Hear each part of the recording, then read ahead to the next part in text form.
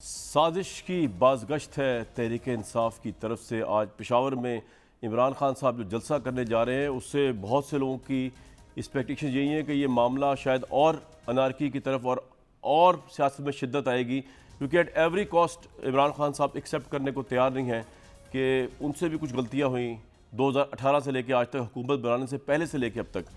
मैं आज आपको अपना इंट्रोडक्शन नहीं सुनवा रहा, मैं आपको 2018 का, जिस वक्त तहरीक इंसाफ की गवर्नमेंट अभी बनी नहीं थी, वो इलेक्शन जीत चुके थे और हमारे वही भाई फैसल वाडा साहब जो आज भी प्रोग्राम में शिरकत की है जिन्होंने, वो मेरे साथ मौजूद थे। उस वक्त कोई साजिश नहीं थी, कोई अमेरिका नहीं था। मैंने उसी वक्त बता दिया था कि जो आप करने जा रहे हैं अपने नज़रियात को तोड़ के, इलेक्टेबल्स को लेकर, आज़ाद को लेकर, उसके बाद आपकी पार्टी और आपका पूरा मंशूर ये सब तबाह होगा। और वाडा भाई मेरे साथ मौजूद थे और शोमे की किस्मत आज भी है। ज़रा अगस्त 2018 का वो मेरा क्लिप सुन लें। जो बुलंदबाग दावे पीटीआई ने किए, जो उनकी लीडरशिप कहती रही, आज बहुत से लोगों के नज़दीक वो उसके बिल्कुल बरक्स कर रहे हैं। सिर्फ पावर गेम के लिए, नंबर्स पूरे करने के लिए, ना सिर्फ पंजाब में बल्कि फेडरल में भी इस काम को करने के लिए आज उन लोगों से हाथ मिलाना पड़ रहा है तहरीक इंसाफ को, जो इससे पहले जिनके ऊपर वो लानते भेजते रहे, जिनको वो अपना सियासी हरीफ, नज़रियाती हरीफ, मैनिफेस्टो का हरीफ समझते रहे, जिनमें अव्वल ज़िक्र जो है MQM और दोयमुल ज़िक्र जो है वो है PMLQ, और उसके दरमियान में आज़ाद उम्मीदवार। इमरान खान ने ये नैरेटिव बनाया था कि आज़ाद उम्मीदवार बिकने के लिए, अपने एजेंडों के लिए, ज़ाती इंटरेस्ट मफादात के लिए खड़े होते हैं और इनको मुंह नहीं लगाना। आज उसी तहरीक इंसाफ को ना सिर्फ फेडरल गवर्नमेंट में उनको मुंह लगाना पड़ रहा है, बल्कि जहाज भेज भेज के पंजाब में मुंह लगाना पड़ रहा है। मतलब एक जगह पे तो आप गलत है, ये नहीं हो सकता कि आप दोनों जगह पे सही हैं। एक जगह पे माने आपके चेयरमैन कहाँ गलत है? देखिए कामरान साहब, मसला ये है कि ये फरसूदा निज़ाम जो है हमारे पाकिस्तान का, इसमें नंबर गेम का बड़ा प्रॉब्लम है और यही 22 साल हमें लगे कि सर आप में और नवाज शरीफ में क्या फर्क है? आज क्योंकि हम आप में और नवाज शरीफ, आप स्टेटस को के खिलाफ आए हैं। वो भी नंबर गेम के लिए अपने नजरियात को छोड़ दिया करते थे बकौल आपके, करप्ट लोगों को सीने से लगाया करते थे बकौल आपके। आज आप एक डाकू को अपने सीने से लगा रहे हैं, जिसको आपने डाकू कहा है, मैं नहीं कहता, आपने डाकू कहा है। आप में और नवाज शरीफ में क्या फर्क है? और जरदारी में कोई फर्क नहीं है। सबसे बड़ा फर्क नवाज शरीफ साहब और जरदारी साहब का जो आपने कहा है, सबसे बड़ा फर्क है कि इमरान खान साहब अपनी जात में बहुत ईमानदार आदमी है। तो सबसे पहला तो सर आपका कंपैरिजन ही बहुत सर डाकुओं को साथ मिला लिया आपने, तो आप क्या हुए फिर सर? आप डाकुओं को MQM के टेररिस्टों को साथ मिला लिया आपने सर, जिसके खिलाफ मैंडेट है आपका। मैं कामरान साहब मैं जाती तौर पर डाकू हूं और एक डाकू का आप कंपैरिजन करेंगे ईमानदार आदमी से, तो ये कंपैरिजन बनता नहीं है। आप तो मुझसे ज्यादा जानते हैं सर, अंग्रेजी का मुहावरा है, the man is known by the company he keeps. Article 6 है, जो 7 अकम्प्लिस होगा उसकी भी सजा बराबर की होती है। दुनिया में हर जगह ऐसी होता है। तो आप तो वारदातियों के साथ जा रहे हैं यार, सिर्फ CM-शिप के लिए पंजाब की। ये क्या बात हुई? मैं तो आपको बहुत बड़ी जमात समझता था, नजरियाती जमात। प्रॉब्लम ये है कि इस फरसूदा निजाम के अंदर ये प्रॉब्लम है, ये फ्लॉज है। इससे बड़ा फ्लॉज पाकिस्तान के, तो ये तो नवाज शरीफ और जरदारी भी यही कहते थे फैसल भाई कि ये फरसूदा निजाम है। गुजारी तो सुन लेना, सवाल भी आप करें, जवाब भी आप दे रहे हैं, हैमरिंग भी आप कर रहे हैं, बुलेट भी आप फायर कर रहे हैं, मुझे मरने तो दे। सर मेरी रिक्वेस्ट ये है कि आपकी बातें बिल्कुल ठीक है, लेकिन इस सिस्टम के अंदर आने तो दें। और लेके आप देखेंगे कि ये फरसूदा निजाम अगले 5 साल में आपको अल्लाह के हुक्म से नजर नहीं आएगा। ये नंबर गेम का इलेक्शन रिफॉर्म्स के अंदर मसला हल हो जाएगा। हम नहीं कह रहे कि उस वक्त हम गलत थे, आज ठीक है। ये प्रॉब्लम उस वक्त भी थी, आज भी है। फैसल भाई कुछ याद आया आपको? अगस्त 2018 में पहला प्रोग्राम जो था, आपकी हुकूमत जब चेंज हो रही थी, तो आपके साथ किया मैंने, और मैंने आपको कहा था ये इलेक्टेबल्स, ये आज़ाद, ये आपके पांव तले ज़मीन खींच लेंगे जब चाहेंगे। जनाब वही हुआ। आपके तज्जिए की मैं दाद देता हूँ, और ये बिल्कुल एक जो आपने उस वक्त शादी कही थी, हमने इस फरसूदा निज़ाम के अंदर मेरे ख्याल से उस टाइम पे हमें रिज़ाइन कर देना चाहिए था। और जहाँ तक MQM की आपने बात की, मैं आपको बड़ा कैटेगोरिकली बता सकता हूँ कि महाजर कौम के लिए हमारा एहतराम है, बाकी सारी कौमियत के लिए हमारा एहतराम है, हम उनको वेलकम करते हैं। लेकिन MQM के साथ हमारा ना एलाई था, पहले मजबूरी के तौर पे किया, बहुत बड़ा सबक हासिल किया, अब ज़िंदगी भर ऐसा नहीं होगा। ये मैं आपको अपने बेसिस पे स्टेटमेंट दे रहा हूँ, क्योंकि अगर अब ऐसा हुआ तो बहुत सारे ऐसे लोग जो हमारे जैसे, वो भी शायद किनारा कशी कर जाएंगे,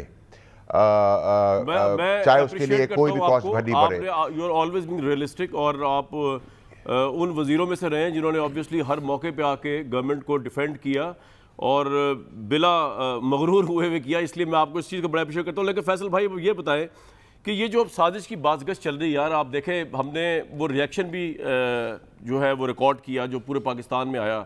तहरीक इंसाफ इमरान खान साहब ने कॉल दी, इमरान खान साहब खुद नहीं थे, उसमें जो नारे लगे इदारों के ऊपर, अदालती और सिक्योरिटी इदारों के ऊपर, तो अब उसके ऊपर आप लोगों का ये कहना बनता नहीं, इमरान खान साहब का ये पैगाम देना बनता नहीं है कि साजिश जो हो रही है, अगर उनके जहन में कुछ है भी या उनके पास कोई लेटर है भी, इसका हमारे इदारों से तो कोई ताल्लुक नहीं है। वो कैटेगरिकली ये बात क्यों नहीं कह रहे पब्लिक को आके? आज पेशावर में क्या वो ये कहेंगे कि ये आप इदारों को, जो हमारी जो खुद मुख्तारी के इदारे हैं, जो हमारी सलामती के इदारे हैं, हमारी अदालती इदारे हैं, इनको अगर आप नारे लगा के डेरोगेट करेंगे तो इनका तो इस साजिश से कोई ताल्लुक नहीं है? वो ये क्लियर कट क्यों नहीं कह पा रहे इमरान खान साहब? देखिए कामराज शाही साहब, जहाँ तक साजिश की बात है वो तो अब दूध की तरह क्लियर है, बिल्कुल सफ़ेद है कि ये साजिश हुई है, नंबर एक। नंबर दो है, जिन इदारों की बात करें, अगर आप फ़ौज की पर्टिकुलर बात करें, उनके बच्चों ने जो शहादतें हमारे मुल्क के लिए दी, हम उनको कदर की निगाह से देखते और कंडेम करते हैं। ऐसी कोई भी मुहिम कोई भी किसी किस्म की भी कोई चला रहा हो, चाहे हमें अदालती निज़ाम के अंदर भी बहुत सारे सवालात हो, लेकिन हमारे पास कोई राइट नहीं है, क्योंकि अगर हम वो काम करेंगे, अगर मफरूज़े के तौर पर अगर कोई भी ये काम करेगा तो हम में दुश्मन मुल्क में और नवाज लीग के अंदर कोई फ़र्क नहीं रहेगा। और मैं आपके तवज्जुह से मुसद्दिक साहब को भी रिक्वेस्ट करूँगा, याद दिलाऊँगा कि आपकी आज जो लीडरशिप तस्वीरें खींचते हुए नज़र आ रही है बहुत बाकी इदारों के साथ, वही नाम ले लेके नवाज शरीफ और मरीम नवाज गालियाँ देते थे उनको, उन जनरलों को, उस अदलिया को ब्लैकमेल करके टेप करके उनकी तस्लील करते थे। तो हमारी तो लीडरशिप की तरफ से ना हमें ऐसे अहकामात हैं, ना हमने ऐसा कुछ सीखा है, ना हम ऐसा कुछ करेंगे। और ये सिर्फ अफवाज तक और सुप्रीम कोर्ट तक या हाई कोर्ट तक नहीं, ये मेरी ज़ात, आपकी ज़ात, मुसद्दिक साहब की ज़ात या कोई आम चलते हुए आदमी के लिए भी उसकी इज्जत उतनी इंपॉर्टेंट है जितनी किसी इदारे की या किसी शख्सियत की है। तो यहाँ हम इन पर्टिकुलर एक बात नहीं करेंगे, हम अक्रॉस द बोर्ड बात करेंगे कि इसको कंडेम करना चाहिए। हम अपने सियासी मुखालफत अपनी तरफ रखे, आइडियोलॉजी अपनी तरफ रखे, क्रिटिसाइज करें खुलकर, लेकिन इस टाइप की मुहिम को ना हमने कभी एक्सेप्ट किया है, ना कभी करेंगे, और ना इसको डोज करते हैं और सख्ती से नापसंद करते हैं। इससे पहले मैं आगे जाऊं लाइटर नोट पे, आपको कैसा फील हो रहा है? शहबाज शरीफ साहब आज मज़ार कायद पे भी गए, प्राइम मिनिस्टर बन गए, उनको सलामी भी पड़ रही है, वो प्राइम मिनिस्टर बन चुके हैं। टर्की के जो है प्रेसिडेंट, उन्होंने वार्म वेलकम किया। रशिया के प्रेसिडेंट ने, जिसकी वजह से इतना बड़ा मसला ये शुरू हुआ, उन्होंने वार्म वेलकम किया। सऊदी अरब के वली अहद ने, सब ने एक्सेप्ट कर लिया। आपको कैसा फील हो रहा है इस वक्त? नहीं, लाइटर नोट में सवाल है।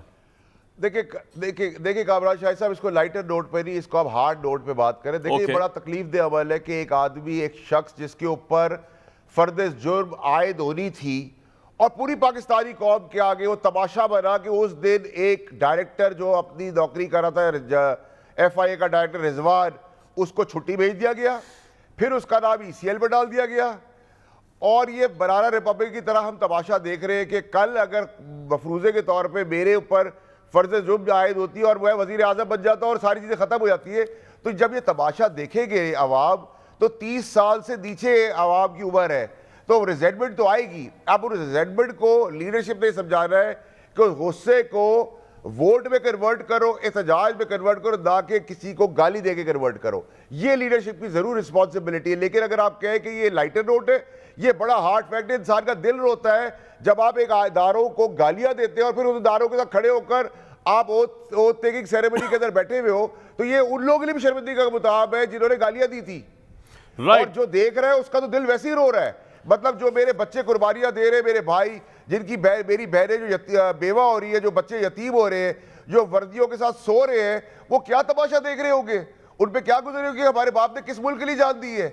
हमारे बाप ने इन क्राइम मिनिस्टर्स के लिए जान दी है जिनके ऊपर फर्द जुर्म आयद होने जा रही है, और उनकी ओथ सेरेमनी होती है, और वही फरसूदा निजाम के बाप उधर आ गया, बेटा वजीर आला का कैंडिडेट है, उसके ऊपर ही फर्ज जुर्म आयद हो रही है, भतीजी जो है उसने गालियां दी है, भाई मफरूरी में, और जो सब्दी है इसाकदार, उसको डिप्लोमेटिक पासपोर्ट देने की ऑफर की जा रही है। ये क्या मजाक है? नवाज शरीफ साहब को भी रो रहा है, डिप्लोमेटिक पासपोर्ट के रो रहा है। अच्छा, आप दिल रो रहा है। मुसद्दिक मलिक साहब मुझे बताए, जो खुद मुल्क से इश्तिहारी है, तो यहाँ पे कानून को हरकत में आना चाहिए और वो ऑप्टिक्स देखने चाहिए पब्लिक को, ना कि आप जेल की गाड़ियां दिखाए, दरवाजे खोलते हुए दिखाए और लोगों के सेंटिमेंट से खेले, तो आप लोगों को बेवकूफ एक हद तक तो बरासते आपने हमारा ब्लैकआउट कर दिया जलसे जुलूसों का, कोई बात नहीं, लेकिन सच्चाई तो सच्चाई रहेगी। 3 महीने में आपने इलेक्शन कराने हैं। हम इस सिस्टम को नहीं चलने देंगे। हम पाकिस्तान की सालमियत, उसकी सलामती का सौदा नहीं होने देंगे, नहीं होने देंगे, नहीं होने देंगे। उसके लिए आपके पास एक हल है मुसद्दिक साहब के पास। इधर सीधों पे हमारे गोली मारे, इमरान खान की कनपट्टी पे गोली मारे, तब निजाम में आप चल सकते हैं, वरना हम नहीं चलने देंगे आपको। राइट, यहाँ तक मामला भाई गोली तक जा चुका है। एक मैं आपको बात बता दूं कि उस वक्त भी जब मैंने ये बात कही थी एमक्यूएम के टेररिस्ट को, मैं जरा वैसी तस्हीह कर रहा हूँ, ये क्योंकि इमरान खान साहब का बयानिया था, तो उस पॉइंट ऑफ व्यू से मैं उनको टेररिस्ट नहीं कह रहा था। और खासतौर पर आजकल की जो एमक्यूएम है वो तो खैर एमक्यूएम पाकिस्तान की तो ये बात ही नहीं हो रही टेररिस्ट के हवाले से लेके, वो तो उस जमाने में था जिस वक्त मामला कुछ और थे। मुसद्दिक मलिक साहब, पाकिस्तान का कामराज शाह साहब आप क्लैरिफाई ना करें, क्योंकि एमक्यूएम पाकिस्तान ने तो महाजरों का भी सौदा कर दिया है। महाजिर खुश नहीं है, महाजिर वोटर जो है वो हमारी सराखों के ऊपर है, लेकिन ये 4-6 लोग थोड़ी उनके ठेकेदार बन गए जिन्होंने उनको बेच दिया है। राइट, आपका पॉइंट आ गया सर।